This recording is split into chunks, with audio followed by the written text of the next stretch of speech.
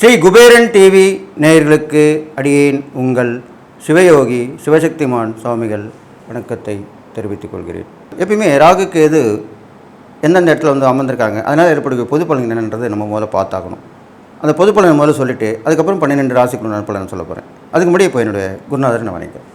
ஓம் குருப்யோ நம. நற்பவே நற்பவே நற்பவே. ஓம் காஞ்சிவாசாய வித்மகே சாந்தரூபாய தீமகே தன்னோ சந்திரசேகர பிரச்சோதயாத்.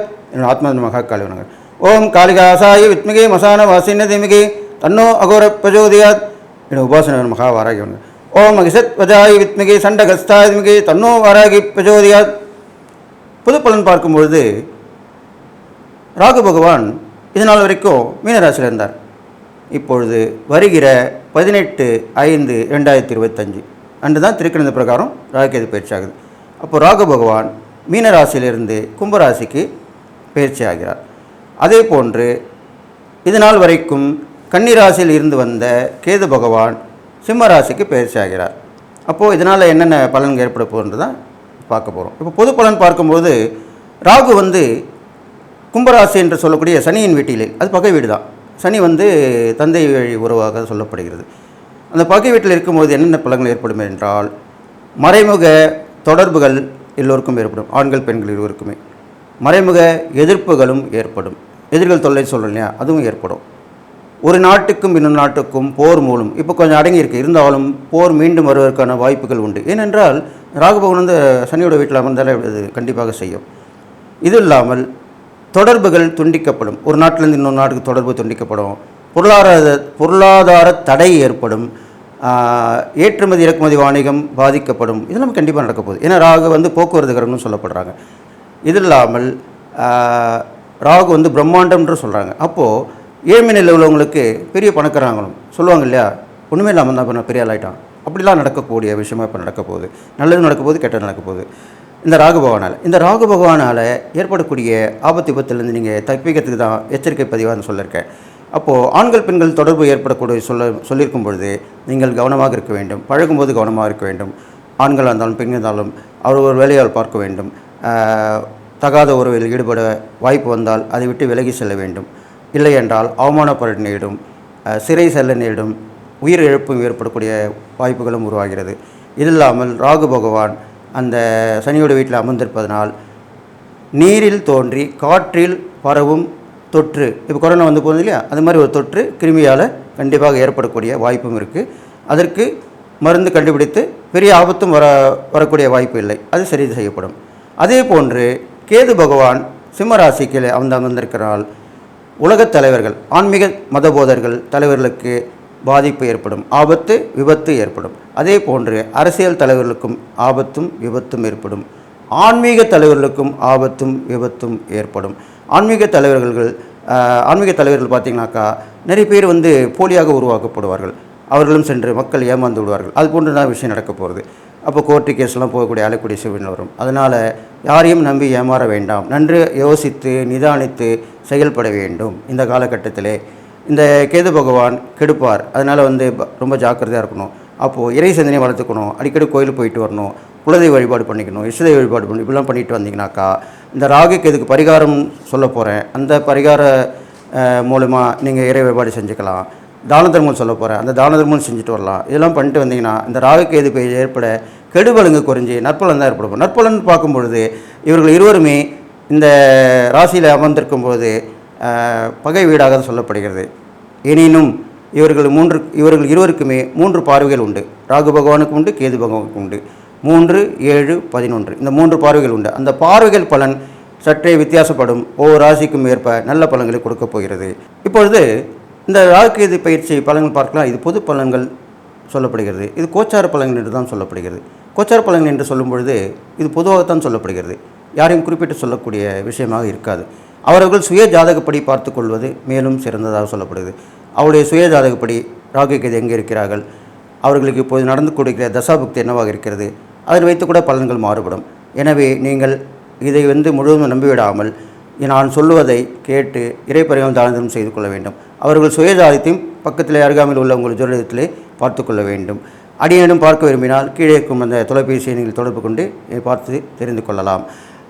இவ்வாறாக இந்த ராகுகேது பெயர்ச்சி பலன்களை நீங்கள் பார்த்து தெரிந்து தெளிவான முடிவெடுத்து அடியேன் சொல்லக்கூடிய பரிகாரங்களும் தான தர்மம் செய்து வந்தீர்களானால் நீங்கள் இந்த ராகுகேது பெயர்ச்சியிலிருந்து விடுபட்டு நல்வாழ்வு வாழப்போகிறீர்கள் என்று சொல்லி இப்போது 12 ராசிக்குள்ளான பலன்களை பார்ப்போம். மிதுன ராசி நேயர்களே, 12 ராசிகளுக்கு உண்டான ராகுகேது பெயர்ச்சி பலன் தான் சொல்லுவார். அந்த வகையில் இப்போது மிதுன ராசிக்காரங்க சொல்ல போகிறேன். மிதுன ராசிக்காரங்க பார்த்தீங்கன்னாக்கா ராகு பகவான் 9ஆம் இடத்தில் இருக்கிறார், கேது பகவான் 3ஆம் இடத்துக்கு வந்திருக்கார். அப்போ அதனால் என்னென்ன பலன்கள் ஏற்படும் அதுதான் பார்க்க போகிறோம். கேது பகவான் உங்கள் ராசியும் பார்க்குறார். அப்போது நல்ல சிந்தனைகள் ஏற்படும். கேது இருக்கிற இடத்தை விட பார்க்கும் பலன் அதிகமாக இருக்கும்.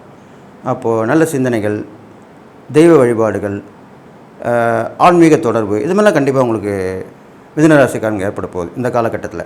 அதை நீங்கள் பயன்படுத்திக்கணும். ஆன்மீகத்தில் உள்ள நல்ல தலைவர்களை, நல்ல ஒரு துறவிகளாக இருக்கட்டும், ஆன்மீக பெரியவர்களாக இருக்கட்டும், அது பார்த்து குருவாக கூட இருக்கட்டும், நல்லவங்களாக தேர்ந்தெடுத்து அவங்க சொல்கிறபடி கேட்டு நடந்தீங்கன்னா கண்டிப்பாக நல்லது நடக்கும். இது இல்லாமல் இந்த ராகு பகவான் 9ஆம் இடத்துல இருக்கிறனால திடீர் அதிர்ஷ்டம், திடீர் வாய்ப்புகள் உங்கள் வீட்டு கதவை தட்டும். திடீர்னு ஒரு தொலைபேசியில் நல்ல விஷயம் வந்து சேரும்.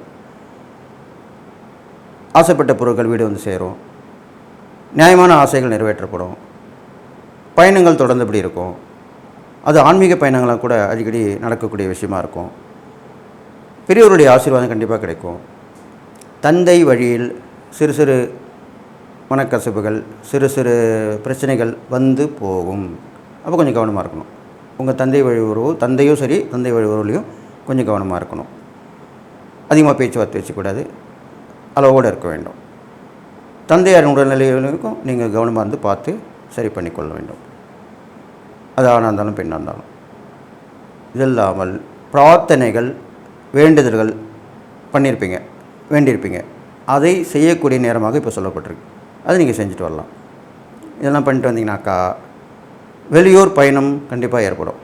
வெளிநாட்டு தொடர்பும் ஏற்படும். அதெல்லாம் நீங்கள் பயன்படுத்திக்கணும். வரக்கூடிய வாய்ப்பை பயன்படுத்திக்கணும். அப்போ ராகுக்கு பரிகாரமாக சனிக்கிழமை சொல்லப்பட்டிருக்கு. சனிக்கிழமையில் ராகு வழிபட்டு வரணும். நவகிரகத்தில் ராகு வழிபடலாம். அவருக்கு கரு நீல கலர் சொல்லப்பட்டிருக்கு. ஊதா கலர் கூட சொல்லலாம். அந்த வஸ்திரம் வாங்கி போடலாம். அபிஷேக ஆராதனை பண்ணலாம் வசதி வாய்ப்புகள் இருந்தால். இல்லைன்னா சாதாரண ஒரு அர்ச்சனை பண்ணலாம். அது இல்லாமல் ராகுக்குரிய அதிதேவதையான துர்க்கைக்கு வழிபாடு பண்ணலாம். செவ்வாய்க்கிழமை ராகு காலத்தில் வழிபடலாம். வெள்ளிக்கிழமை ராகு காலத்தில் வழிபடலாம். ராகுக்குரிய கிழமையாக சொல்லப்படுகிற சனிக்கிழமையில் வரக்கூடிய ராகு காலத்தில் வழிபடலாம். இது மாதிரிலாம் பண்ணிட்டு வரலாம். அதுக்கப்புறம் பார்த்திங்கன்னா கேதுவுக்கு செவ்வாய்க்கிழமை சொல்லப்பட்டிருக்கு. அப்போது கேது வழிபாடு பண்ண போடலாம். கேது பார்த்திங்கன்னா உங்கள் ராசிக்கு 3ஆம் இடத்துல வந்திருக்காரு. 3ஆம் இடம்ன்ற போது தைரியம், வீரியம், பராக்கிரமம், வெற்றி, ஆபத்து, விபத்து, சகாய ஸ்தானம், மாமனார் மாமியார் ஸ்தானம், இளைய சகோதர ஸ்தானம், இது மாதிரிலாம் சொல்லப்படுது. அப்பேற்பட்ட இடத்துல கேது பகவான் வந்திருக்கும் போது என்ன செய்வார் என்று கேட்டால் பெரும்பாலும் 3ஆம் இடத்துல அசுபகரங்கள் நல்ல இதாக செய்வாங்க அப்படின்றது சாஸ்திர விதி. அப்போது தைரியம், சமாளிக்கக்கூடிய திறமை இதெல்லாமே செய்கிறவங்களுக்கு வெற்றி வாய்ப்புகள் ஏற்படும். கடைசி நேரத்தில் அந்த வெற்றி வாய்ப்புகள் ஏற்படும். தொடர் முயற்சியால் ஜெயம் அப்படின்னு சொல்கிறாங்க இல்லையா, அது உங்களுக்கு இப்போ நடக்க போகுது. அது மாதிரி நடக்கும். இளைய சகோதரர் மூலிமா உங்கள் தம்பி தங்கை இருந்தாங்கனாக்கா அவங்க மூலிமா நல்ல விஷயங்கள் நடக்கும். அவங்களே வாழ்நிலை உதவி பண்ணுவாங்க. நல்ல விஷயங்கள் நடக்கும். இருந்தாலும் ஆறாமுறை யோசித்து உங்களுடைய பழக்க வழக்கங்களுக்கு பிளவுபடாமல் பார்த்துக்கொள்ள வேண்டும். கருத்து வேறுபாடுகள் ஏற்படாமல் பார்த்துக்கொள்ள வேண்டும். வெளிவட்டார பழக்கங்களையும் கருத்து வேறுபாடு ஏற்பட வாய்ப்பு இருக்குது. அதை நீங்கள் கவனமாக பார்த்துக்கணும். அது இல்லாமல் மாமனார் மாமியார் ஸ்தானம் சொல்லியிருக்கேன் இல்லையா, 3ஆம் இடம். அப்போது மிதுனராசியில் பிறந்தவங்களுக்கு உங்களுடைய மாமனாராகட்டும் மாமியாராகட்டும் அவர்கள் விஷயத்தில் கொஞ்சம் கவனமாக இருக்கணும். அதிகமாக அவங்ககிட்ட வச்சுக்கூடாது. அவங்களுடைய மதிப்பு மரியாதை குறையாமல் பார்த்துக்கணும். அவங்க சொல்கிறது நல்லதாக இருந்தால் எடுத்துக்கணும், கெட்டதாக இருந்தால் ஒதுங்கி போயிடணும். இப்படி தான் நடந்துக்கணும். இது மாதிரிலாம் செஞ்சுட்டு வரணும். அப்போ கண்டிப்பாக நீங்கள் அதுலேருந்து வெளிப்பட்டு வந்துடுவீங்க. இல்லைன்னா பிரச்சனைகளை சந்திக்க நேரிடும். உறவுகள் தடை ஏற்பட்டு பிரியக்கூடிய சூழ்நிலை வரும். அப்போ உறவு பிரிஞ்சிட்டாலே கஷ்டம் தானே. நெருங்கிய உறவு, நெருங்கிய நட்பு பிரிஞ்சாலே எப்பவுமே கஷ்டம்தான். அப்போது அது வராமல் பார்த்துக்கொள்ள வேண்டியது தான் எச்சரிக்கை பதிவாக நான் சொல்லியிருக்கேன். இந்த கேதுவுடைய பலனும் இப்போ சொல்லியிருக்கேன். அப்போது நீங்கள் செய்யக்கூடிய இந்த இறை பரிகாரங்கள்னு ஏற்கனவே சொல்லியிருக்கேன். தான தர்மங்கள் பார்க்கும்பொழுது மிதுன ராசிக்காரர்களுக்கு ஆதரவற்ற குழந்தைகள், மூளை வளர்ச்சி குன்றிய குழந்தைகள், இதெல்லாம் போய் பார்க்கணும். அவங்களாம் தேடி போய் உதவி பண்ணணும். நீங்கள் தான் போய் தேடி போய் உதவி பண்ணணும். அவங்கள வர வச்சு கொடுக்கக்கூடாது.